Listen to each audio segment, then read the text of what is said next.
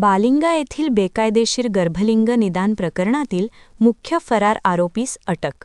5 फेब्रुवारीपर्यंत पोलीस कोठडी. कोल्हापूर.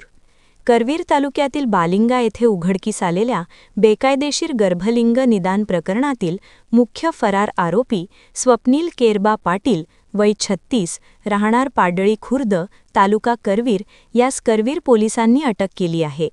या प्रकरणी करवीर पोलीस ठाण्यात दाखल गुन्ह्यानंतर आरोपी फरार होता.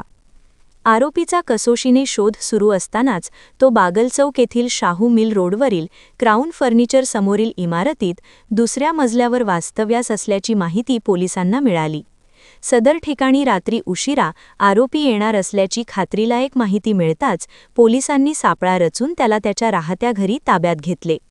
अटक केल्यानंतर दिनांक 31 जानेवारी 2026 रोजी आरोपीला न्यायालयात हजर करण्यात आले असता न्यायालयाने त्यास 5 फेब्रुवारी 2026 पर्यंत पोलीस कोठडी सुनावली आहे.